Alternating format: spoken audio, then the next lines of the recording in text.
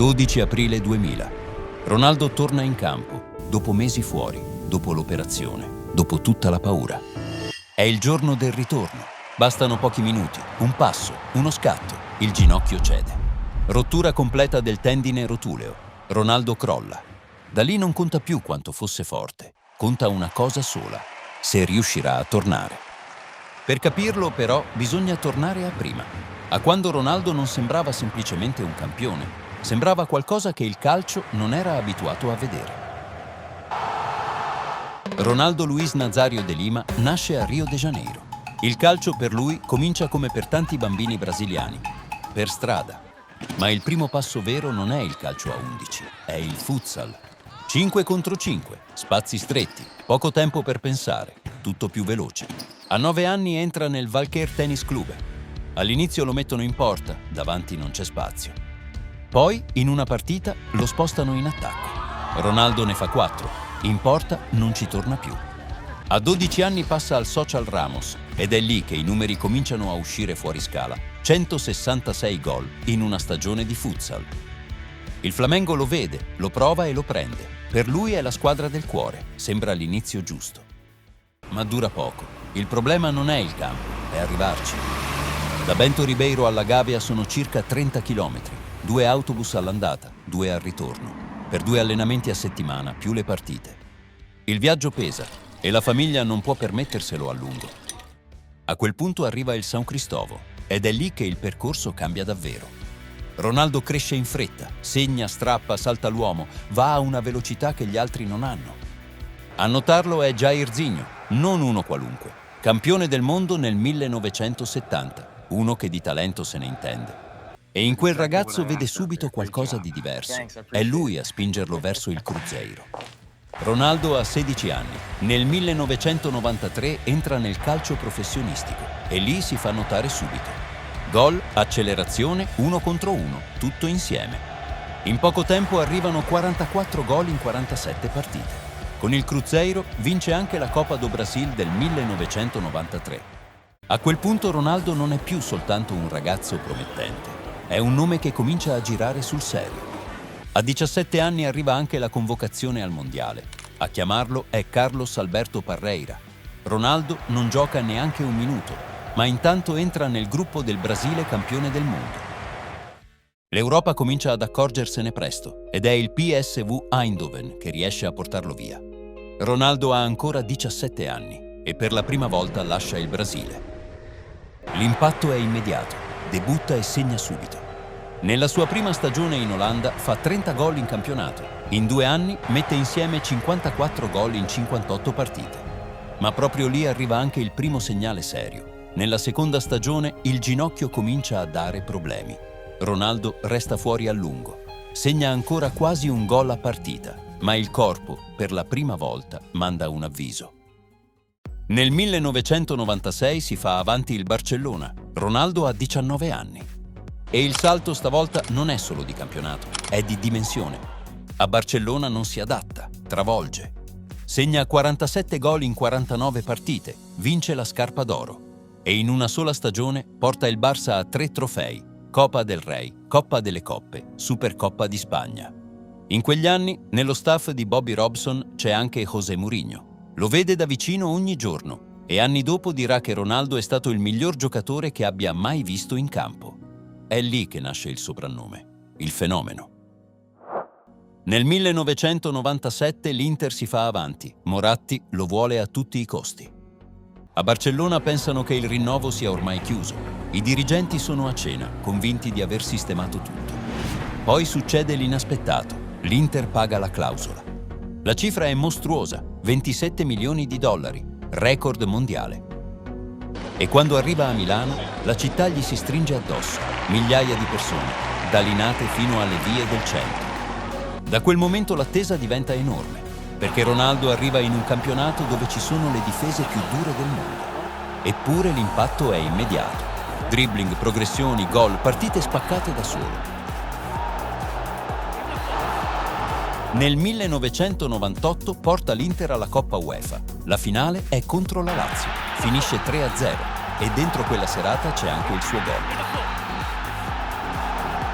A fine stagione Ronaldo è già molto più di un grande attaccante. Ha 21 anni, ha vinto il Pallone d'Oro, ha vinto il FIFA World Player e in quel momento, per tanti, è semplicemente il più forte del mondo.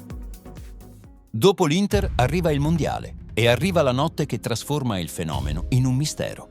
12 luglio 1998, Parigi, finale mondiale, Brasile-Francia. Poche ore prima della partita succede qualcosa. Ronaldo accusa un malore. Roberto Carlos è in camera con lui, chiama subito aiuto. Arriva César Sampaio. La scena è scioccante. Ronaldo respira male, ha la bocca schiumante, i muscoli irrigiditi. Da quel momento nessuno capisce più davvero cosa stia succedendo. Ospedale, paura. Per un momento il suo nome sparisce perfino dalla formazione iniziale, poi torna dentro. Ronaldo gioca, ma in campo non sembra più lui. La Francia vince 3-0. E il giorno dopo, al ritorno in Brasile, c'è un'altra immagine che colpisce tutti. Ronaldo fatica perfino a scendere dalla scaletta dell'aereo. Barcolla. Da quella notte resta una domanda che per anni nessuno smette di farsi. Che cosa era successo davvero a Ronaldo? Per un po' sembra che il peggio sia passato, ma nel 1999 arriva un altro colpo. 21 novembre. Contro il Lecce, il ginocchio destro cede. Operazione, 5 mesi fuori. Poi arriva il giorno del rientro, 12 aprile 2000, finale d'andata di Coppa Italia contro la Lazio. Ronaldo entra nel secondo tempo, è il ritorno, o almeno dovrebbe esserlo. Passano pochi minuti, un movimento, il ginocchio cede di nuovo, rottura completa del tendine rotuleo, Ronaldo crolla. Il rientro dura appena 6 minuti ed è lì che cambia tutto. Da quel momento non si parla più soltanto del fenomeno, si parla di una carriera che forse è finita. Il giocatore più devastante del mondo, all'improvviso, diventa un corpo da ricostruire. Il rientro è lungo, faticoso, spezzato. Ronaldo torna a rivedersi nel 2001, ma il corpo non smette subito di dargli problemi. Eppure resta lì, in piedi, in attesa di un'altra possibilità. Quella possibilità arriva nel 2002. Luiz Felipe Scolari lo porta al Mondiale, nonostante tutto, nonostante abbia giocato pochissimo nei 2 anni e mezzo precedenti, nonostante i dubbi, nonostante il corpo. È una scelta che molti guardano con diffidenza, ma Scolari ci crede lo stesso. E Ronaldo risponde nel modo più pesante possibile. 8 gol, capocannoniere del torneo.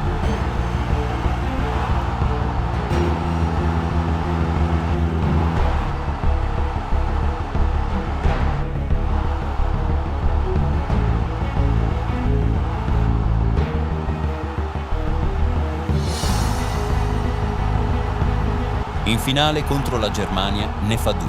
Il Brasile è campione del mondo. Da quasi finito a uomo simbolo del mondiale. Ed è lì che la sua storia cambia di nuovo. Perché a quel punto Ronaldo non è più solo il fenomeno, è anche la prova che si può cadere nel punto più basso e trovare ancora il modo di tornare. Dopo il mondiale del 2002, Ronaldo torna in cima. È il Real Madrid a farsi avanti. Ronaldo ha 25 anni. E a Madrid trova una squadra che sembra il manifesto del calcio di quegli anni. Zidane, Figo, Raúl, Roberto Carlos, poi anche Beckham, è il Real dei Galácticos. Anche lì l'impatto è forte, segna, decide, si impone subito. Nella prima stagione vince la Liga e a fine anno vince di nuovo il Pallone d'Oro. Con il Real mette insieme 177 partite e 104 gol, numeri pesanti, numeri da fuoriclasse vero. Dopo Madrid nel 2007, Ronaldo va al Milan, a 30 anni. Sembra un altro tentativo di restare a quel livello, di restare dentro il calcio che conta. Ma a quel punto il tempo non lavora più dalla sua parte. Il 13 febbraio 2008 arriva un altro crollo, contro il Livorno. Salta, ricade male. Questa volta è il ginocchio sinistro a cedere. E per molti stavolta è davvero finita. Ma Ronaldo prova ancora a rialzarsi. Nel 2009 torna in Brasile, sceglie il Corinthians, non è più il fenomeno dei 20 anni, non è più la furia di Barcellona, non è più l'Inter prima del crollo. Ma resta Ronaldo e anche lì riesce a lasciare un segno, vince il campionato paulista, vince la Coppa del Brasile. Nel febbraio del 2011 si ferma davvero, annuncia il ritiro, Ha 34 anni. Il corpo alla fine gli presenta il conto fino in fondo, ma a quel punto la sua storia è già andata oltre il corpo. Ronaldo non è stato solo il più forte, è stato la prova che ci si può spezzare e trovare ancora il modo di tornare.